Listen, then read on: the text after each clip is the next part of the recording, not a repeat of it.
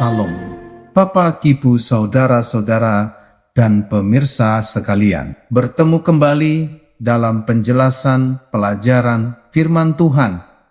Hari ini, Sabat, tanggal 1, bulan Agustus, tahun ke-2026, judul pelajaran hari ini, yang juga merupakan tema utama untuk pelajaran sepanjang pekan ini adalah karunia-karunia rohani. Pelajaran sepanjang pekan ini akan merujuk pada kitab-kitab berikut ini. Kitab 1 Korintus 12, lalu kitab Efesus 4 ayat 11 sampai 13, lalu kitab 1 Korintus 13, lalu kitab 1 Petrus 4 ayat 8 sampai 11, lalu kitab 1 Korintus 14 ayat 27. Dan terakhir, kitab Amsal 3 ayat ke-7 sebagai ayat hafalannya terdapat dalam kitab 1 Korintus 14 ayat pertama. Demikian firman Tuhan, kejarlah kasih itu dan usahakanlah dirimu memperoleh karunia-karunia roh, terutama karunia untuk bernubuat. Para pemirsa sekalian, pelajaran pekan ini menegaskan bahwa setiap orang percaya menerima karunia rohani dari Allah untuk dipakai melayani jemaat, bukan untuk meninggikan diri sendiri. Paulus menggambarkan jemaat seperti tubuh manusia yang memiliki banyak anggota dengan fungsi berbeda, tetapi semuanya saling melengkapi demi kehidupan tubuh secara utuh. Para pemirsa, mata, tangan, kaki, dan anggota lainnya tidak dapat saling menggantikan ataupun saling meremehkan, sebab semuanya memiliki tugas yang sama pentingnya. Demikian pula dalam gereja, setiap orang memiliki pelayanan yang berbeda sesuai pemberian Roh Kudus. Para pemirsa, keberagaman karunia bukanlah alasan untuk membandingkan diri, melainkan bukti bahwa Allah bekerja secara sempurna melalui banyak orang demi membangun kesatuan, memperkuat iman, serta memuliakan namanya bersama. Bapak, Ibu terkasih, Paulus menulis pembahasan mengenai karunia rohani karena jemaat Korintus sedang mengalami berbagai persoalan, termasuk perselisihan, kesombongan, dan penyalahgunaan karunia dalam ibadah bersama. Sebagian anggota merasa karunianya lebih tinggi daripada yang lain, sehingga muncul sikap saling merendahkan, iri hati, bahkan perpecahan yang merusak kesaksian gereja. Bapak Ibu, Paulus menegaskan bahwa semua karunia berasal dari Roh Kudus yang sama, sehingga tidak seorang pun berhak menyombongkan pemberian yang diterimanya. Tujuan utama setiap karunia bukanlah menampilkan kemampuan pribadi, melainkan membangun tubuh Kristus agar semakin dewasa dalam iman dan pelayanan. Karena itu Bapak Ibu, setiap orang percaya dipanggil menggunakan karunia-Nya dengan rendah hati, bertanggung jawab, serta selalu mengutamakan kepentingan seluruh jemaat daripada kepentingan pribadi.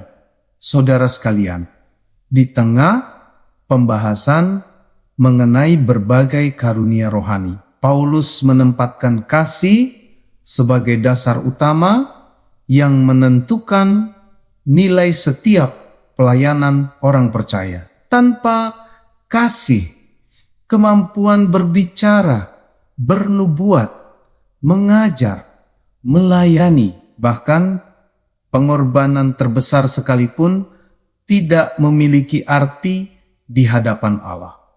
Saudara, kasih membuat setiap karunia dipakai untuk menguatkan, menghibur, menolong, dan membimbing sesama agar semakin dekat kepada Kristus setiap hari. Sebaliknya, jika karunia digunakan untuk mencari pujian, kedudukan, atau pengaruh, maka tujuan Allah menjadi rusak dan persatuan jemaat terganggu.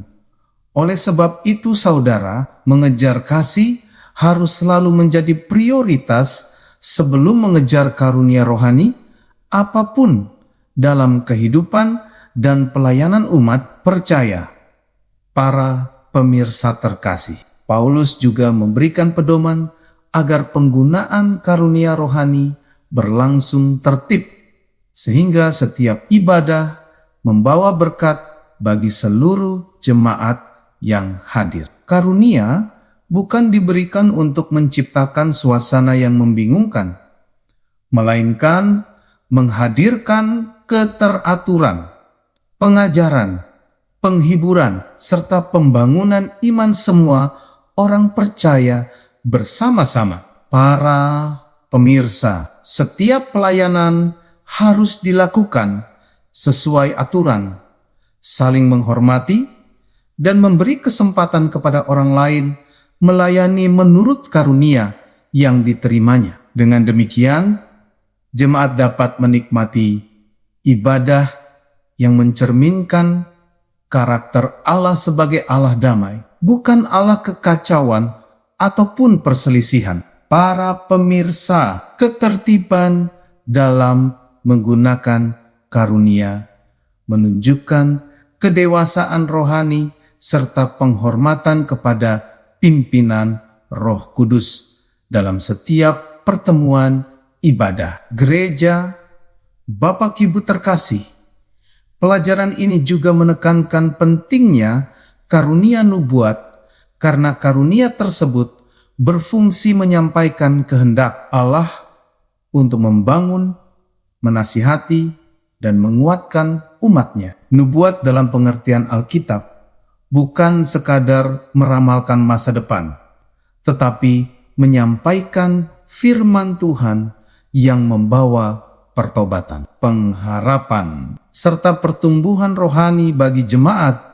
Bapak Ibu, Allah sejak dahulu menyatakan kehendaknya melalui para nabi agar umat memahami rencana keselamatan dan hidup sesuai kehendaknya setiap waktu. Karena itu, karunia bernubuat memiliki nilai besar ketika digunakan dengan setia, benar, dan selaras dengan ajaran kitab suci.